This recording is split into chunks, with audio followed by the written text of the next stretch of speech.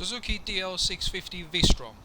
Not the best looking bike in the world, nor is it the fastest or most capable off-road, but what you're about to find out is how good this Suzuki is in the real world for everyday use. I'm looking for a replacement for my Honda CB500X, which is fine, parallel twin, but it just lacks a bit of fun.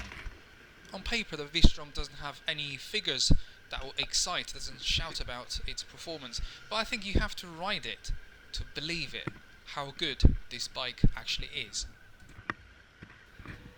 It's a quite tall bike at 835mm, but you don't feel like you're sitting on it, you're more like sitting in it once you get going, so that's not a problem.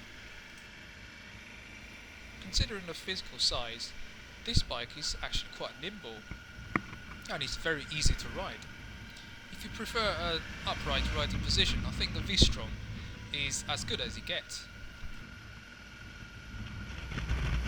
One of the things that stands out very quickly is how good this V-twin engine is. It just pulls really nicely from low down.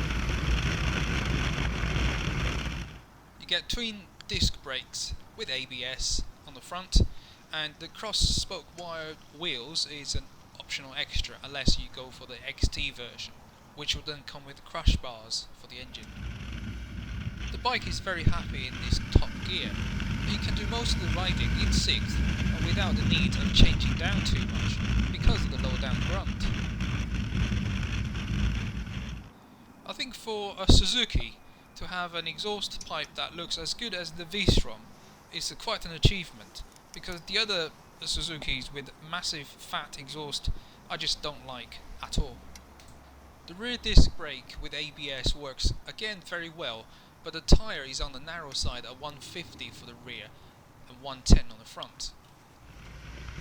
Exhaust doesn't sound exciting, but it's perfectly adequate. You don't get the luxuries of cruise control, traction control, riding modes, heated grips, but then you're only paying half the price as the GS R1200, or actually lower than half the price. But some could argue you don't need all those electronics to ride a bike.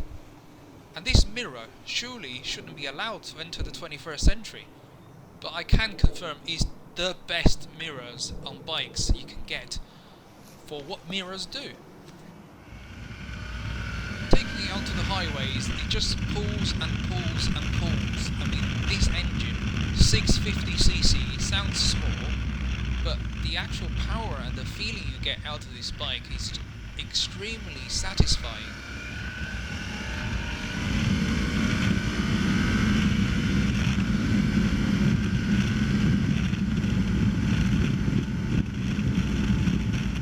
You will need some basic tools to adjust the windscreen, but at least it gives the option to adjust it, and in the middle setting it's not too bad.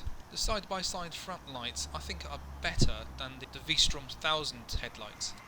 If you don't need the spoke wired wheels, just go for the standard one, which doesn't cost you anything and it's just easy to clean. I think it's only 3 spokes.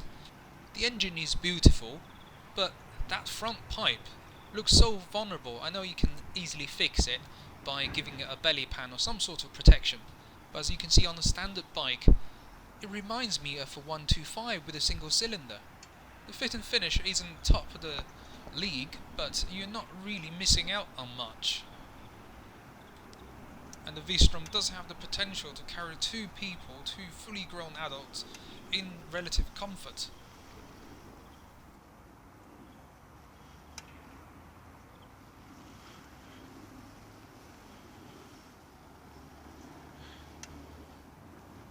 The foot pegs are well positioned, not as low as on my Honda, but it's definitely not cramped, so it's a very comfortable riding style. The one-piece seat is another highlight, it's a good point. You can definitely stand up while riding the bike, no problem at all.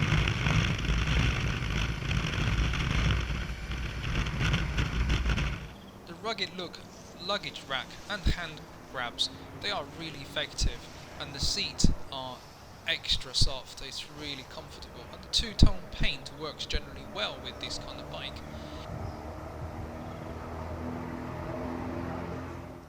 I think it's worth mentioning that Suzuki's gear change, the clutch and the gear, is extremely smooth.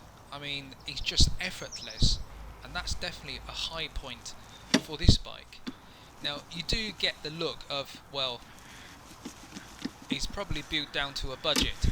It's not pretty, but it does the job. It's a very competent bike in terms of handling. You know, you don't feel like you're going to lose the front end, and when you come out of corners, you just give it full throttle, and it gives you a lot of reassurance.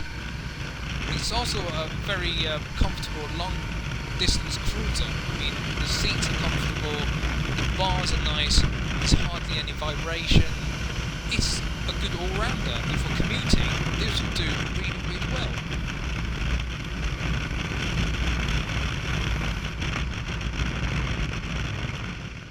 And the digital and analog combined dash is one of the clearest to read speed, and you've got a gear indicator, you've got outside air temperature. I mean, this bike really, for the amount of money, is a seriously good contender. If I had bought this bike 2 years ago, and I'd still be happy today, I wouldn't be thinking about changing it. But it's for those little things, like, for example, a clock, which doesn't exist on the V-Strom. And for the other things like traction control, cruise control on the Tiger, or with the Yamaha Tracer, which isn't much more expensive, but you do get a lot more for your money.